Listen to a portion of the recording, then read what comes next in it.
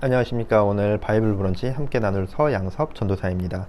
오늘 말씀은 갈라디아서 4장 21절에서 31절까지 말씀 함께 나누도록 할 텐데요. 조금 길 수도 있지만 전체 말씀을 함께 봉독하고 말씀을 나누도록 하겠습니다. 21절부터 함께 봉독하시겠습니다. 내게 말하라. 율법 아래 있고자 하는 자들아, 율법을 듣지 못하였느냐? 기록된 바 아브라함에게 두 아들이 있으니 하나는 여종에게서 하나는 자유 있는 여자에게서 났다 하였으며, 여종에게서는 육체를 따라 났고 자유 있는 여자에게서는 약속으로 말미암았느니라. 이것이 비유니 이 여자들은 두 언약이라. 하나는 시내 산으로부터 종을 낳을 자니 곧 하갈이라. 이 하갈은 아라비아에 있는 시내 산으로서 지금 있는 예루살렘과 같은 곳이니 그가 그 자녀들과 더불어 종노릇하고, 오직 위에 있는 예루살렘은 자유자니 곧 우리 어머니라. 기록된 바 잉태하지 못한 자여 즐거워하라. 상고를 모르는 자여 소리질러 외치라. 이는 홀로 사는 자의 자녀가 남편 있는 자의 자녀보다 많음이라 하였으니, 형제들아 너희는 이삭과 같이 약속의 자녀라. 그러나 그때 육체를 따라 난 자가 성령을 따라 난 자를 박해한 것 같이 이제도 그러하도다. 그러나 성경이 무엇을 말하느냐? 여종과 그 아들을 내쫓으라. 여종의 아들이 자유 있는 여자의 아들과 더불어 유업을 얻지 못하리라 하였느니라. 그런즉 형제들아, 우리는 여종의 자녀가 아니요 자유 있는 여자의 자녀니라. 아멘. 오늘 말씀은 사갈과 사라의 이야기를 통해서 비유적으로 율법 아래 있는 자와 자유자의 자녀에 대해서 이야기를 하고 있습니다.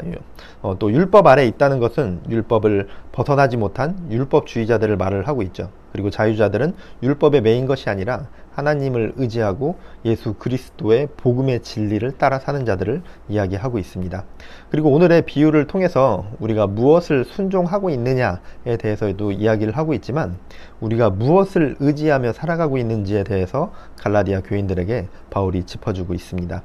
하갈과 사라의 이야기를 하면서 아브라함의 두 아들의 탄생을 통해 육체를 따라 난 자, 그리고 자유자의 아들을 이렇게 표현을 하고 있는데, 은유적인 표현인 것이죠. 그래서 하나님의 유업을 받을 자들과 그렇지 못할 자들로 이 마지막 결론은 지어지고 있습니다. 여기서 하나님의 유업은 아브라함에게 약속하신 복의 근원, 복의 축복, 자손의 번창, 그리고 구원의 약속을 말하고 있습니다. 이러한 하나님의 축복이 율법 아래 있는 자들에게는 임하지 못하고 자유자에게 난 하나님의 백성들에게 갈 것이라고 바울이 이야기를 하고 있는 것이죠. 육체를 따라 난 자는, 여기에서 말하는 육체를 따라 난 자는 하갈에게서 난 이스마엘을 말을 하고 있는데요.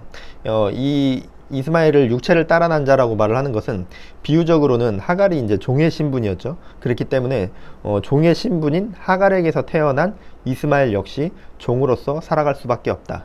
그렇기 때문에 율법 아래에 있는 자들 역시 율법의 종노릇하며 살아갈 수밖에 없다라고 이렇게 이야기를 하고 있는 것입니다.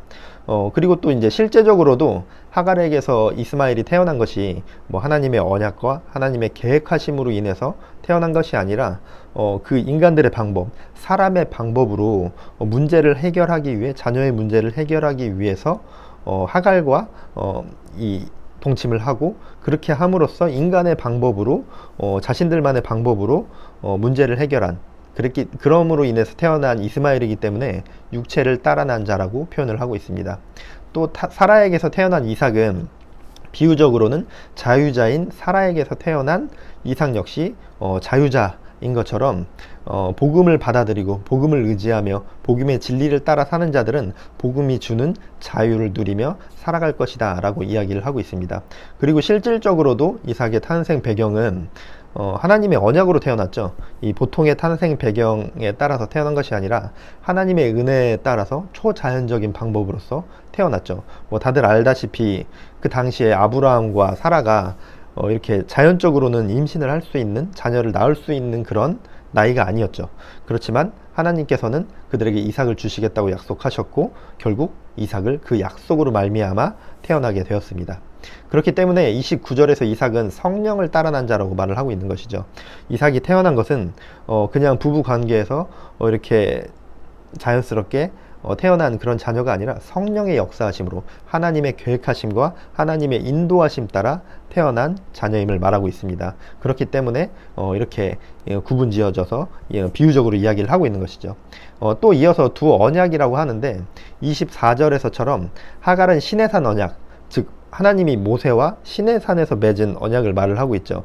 그렇기 때문에 언약 아래 있는 자, 언약 아래서 그때는 이제 그 언약 아래 있을 수밖에 없었죠. 그 언약 아래 있는 자, 율법 아래 있는 자는 다 종과 같다라고 이야기를 하고 있습니다.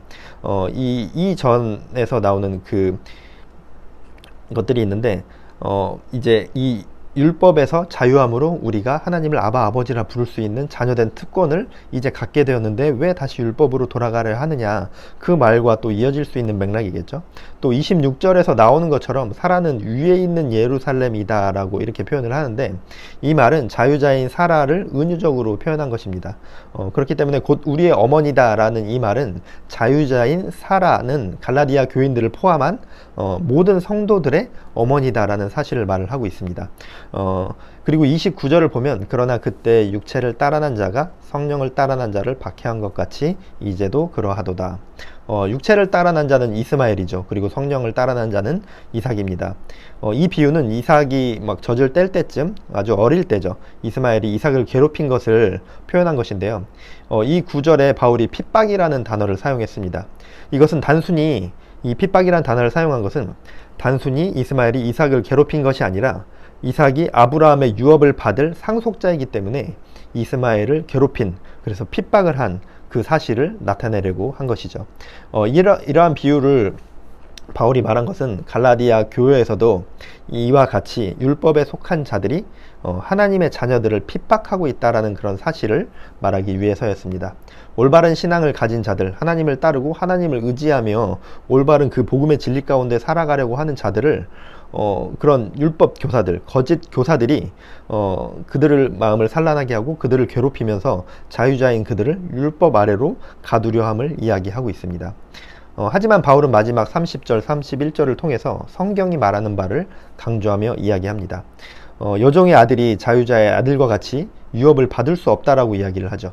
그리고 갈라디아 성도들에게 우리는 여종의 자녀가 아니라 자유 있는 여자의 자녀라고 선포를 합니다. 예수 그리스도의 복음의 진리를 훼손시키는 거짓 교사, 율법주의자들은 하나님의 자녀들과 같이 유업을 받을 수 없음을 말을 하고 있는 것입니다.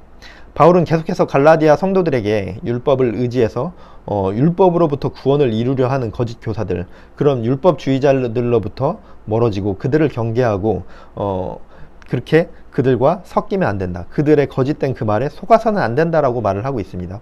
내가 가르쳐준 예수 그리스도의 복음의 진리를 따라 너희들은 살아가야 한다. 너희들이 그 거짓 교사들의 그 거짓된 말에 속아서는 안 된다라고 계속해서 이야기를 하고 있는 것이죠.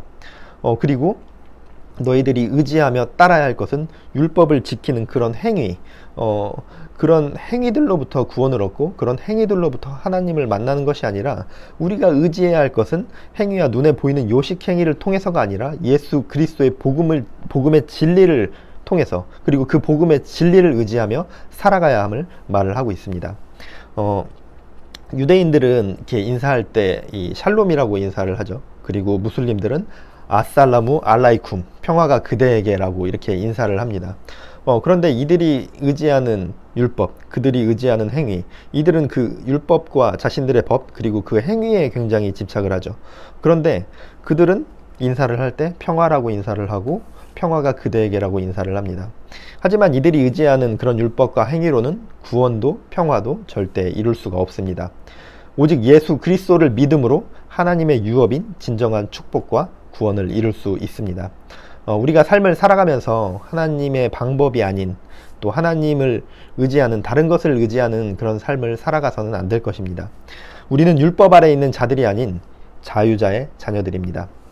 우리는 하나님을 아빠 아버지라 부를 수 있는 그런 특권을 가진 하나님의 자녀들입니다.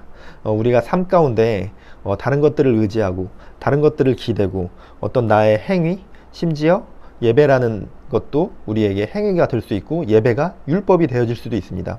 내가 예배 잘 드렸고 내가 봉사 열심히 했고 내가 선교했고 또 심지어 전도까지도 내가 이렇게 전도했고 내가 노방전도를 이렇게 했고, 그런 행위적인 것들, 우리가 정말 하나님을 섬기는 그 예배의 시간, 그리고 하나님의 복음을 전하는 그 전도의 시간도 우리의 마음의 중심이 어디 있는지, 우리가 무엇을 의지하는지에 따라서 그것이 율법이 되어질 수도 있고 그것으로 인하여서 하나님과 멀어질 수도 있습니다.